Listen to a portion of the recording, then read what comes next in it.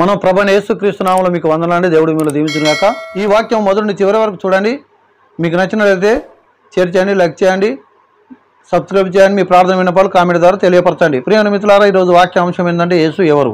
యేసు ఎవరు అంటే మరి ఆ యొక్క వ్యక్తి చేస్తున్న యొక్క పనిని బట్టి, ఆ వ్యక్తిని బట్టి యేసు ఎవరో వారికి అర్థమవుతుంది. ఈరోజు నాకు ఒక రకంగా కనబడచ్చు, ఇంకొక వ్యక్తికి ఇంకొక రకంగా కనబడచ్చు. యేసు ప్రభువును చాలామంది చాలా రకాలుగా మరి చూస్తూ ఉంటారు. అసలు ఎవరు ఏది చూసినా వారికి ఉన్న అవసరతను బట్టి, వారి యొక్క పరిస్థితిని బట్టి దేవుడు వారికి ఆ రీతిగా కనబడుతుంటాడు. వారు ఆ రీతిగా ఆ దేవుణ్ణి అర్థం చేసుకోగలుగుతారు.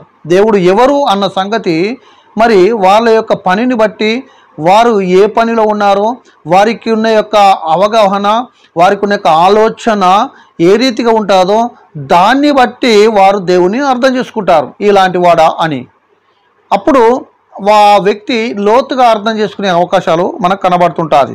ఉదాహరణకి ఒక కళాకారునికి మరి దేవుడు ఏ రీతిగా కనబడుతుంటాడు అంటే ఒక సుందర రూపకంగా కనబడుతుంటాడు. ఎందుకంటే తన కళాకారులకు మొత్తము ఒక రూపాలన్నీ దిద్దుతూ ఉంటాడు. కాబట్టి ఆ యొక్క వ్యక్తి ఏ రీతిగా మరి దేవుడు కనబడుతుంటాడు ఆ వ్యక్తి కంటే ఒక సుందరమైన రూపం, ఒక అందమైన ఒక వ్యక్తిగా కనబడుతుంటాడని పరమ గీతాలు మరి అలాగనే 5వ అధ్యాయం 10వ వచనంలో కనబడుతుంటుంది. ప్రియ మిత్రులారా, అలాగనే ఒక శిల్పి మరి దేవుడు ఎలాంటి వారు ఎవరు అని చూస్తున్నప్పుడు ఆ శిల్పికి ఒక ముఖ్యమైన మూలరాయిగా కనబడతాడని ఎఫెసీ 2:20లో మనకు కనబడుతుంటుంది. ప్రియ మిత్రులారా, ఒక శిల్పికి ఒక ముఖ్యమైన మూలరాయిగా దేవుడు కనబడుతుంటాడు.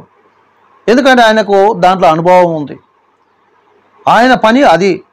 ఆయన పనిలో అన్నిటికన్నా శ్రేష్టమైన యొక్క శిల్పాన్ని చెక్కాలా, మంచి శిల్పాన్ని చెక్కాలా అని అనుకుంటాడు.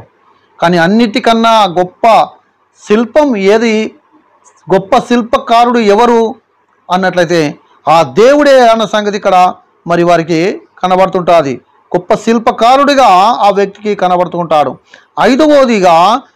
మూడవదిగా మనం చూసినట్టయితే మరి ఒక రొట్టెలు అమ్మేవానికి, వాడు రొట్టెల వ్యాపారం చేస్తున్నాడు. ఆ రొట్టెలు వ్యాపారం చేస్తుంటే ఆ రొట్టె విలువ ఏందో ఆ వ్యక్తికి తెలుసు. వాడు కష్టపడి మంచి రొట్టెలు చేయాలని చూస్తుంటాడు, అందరికీ భోజనం పెడుతుంటాడు, అందరికీ ఆకలి తీరుస్తుంటాడు. ఆ వ్యక్తి ఒకవేళ దేవుడు ఎవరు అని ఒకవేళ చూచినట్లయితే ఆ యేసు ప్రభుని జీవపు రొట్టె ఈయన అని చూస్తాడు. యోహాను సువార్త 6:51 ప్రకారం ఆయన యొక్క జీవపు రొట్టెగా వారికి కనబడుతుంటాడు. వారికి అలాంటి యొక్క పరిస్థితిలో దేవుడు కనబడుతుంటాడు. ప్రియ మిత్రులారా, అలాగనే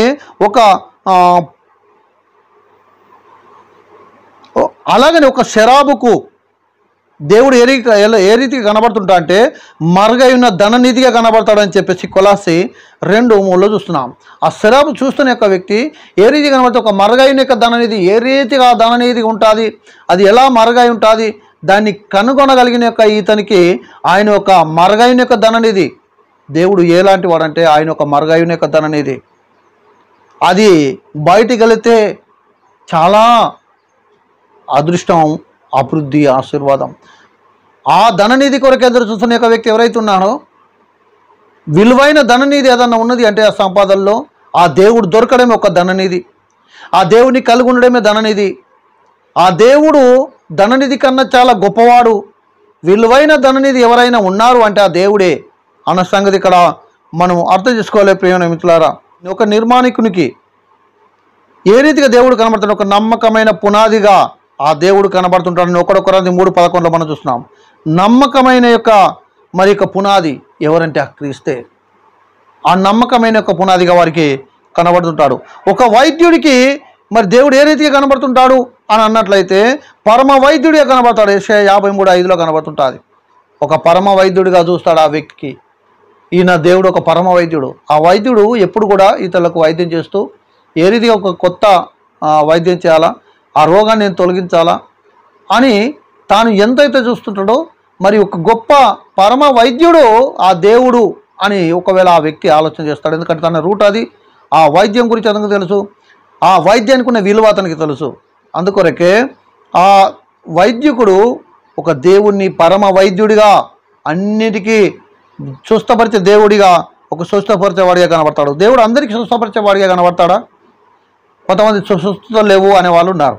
స్వస్థతలు లేవు అనే వాళ్ళకి ఆ వ్యక్తికి ఏ రీతిగా చూస్తాడు? ఆ వ్యక్తి లేదు అని చూసే కలిగిన యొక్క మనసు అతనికి ఉంది. లేదు అనుకునే ఒక వ్యక్తి లేదన్నట్టుగా చూడకుంటే ఉన్నదన్నట్టుగా ఎట్లా చూస్తాడు? అందుకొరకే ఈ యొక్క వైద్యుడైతే పరమ వైద్యుడిగా చూస్తాడు అన్న సంగతి మనం గమనించాలి. అలాగనే ఒక వ్యవసాయం చేస్తున్న ఒక వ్యక్తి మరి ఏ రీతిగా దేవుణ్ణి చూస్తాడంటే, ఈయన ఒక వ్యవసాయదారుడిగా, యజమానిగా దేవుడు చూస్తాడు. వ్యవసాయం చేస్తున్న ఒక వ్యక్తికి యజమాని చాలా గొప్పవాడు. అలాగా చూస్తాడని చెప్పేసి మనం గమనించాలి. ప్రియమిత్రులారా, మత్తయి సువార్త 9:38లో ఈ విషయాన్ని మనం అర్థం చేసుకుంటాం.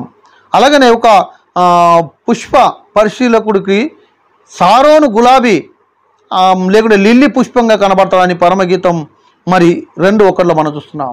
ఎందుకంటే వారు పుష్ప పరిశీలకుడు, పుష్పాలన్నింటినీ పరిశీలిస్తూ ఉంటాడు. ఆ పరిశీలనలో ఒక శ్రేష్టమైన దాన్ని బయట పెట్టాలనుకుంటాడు.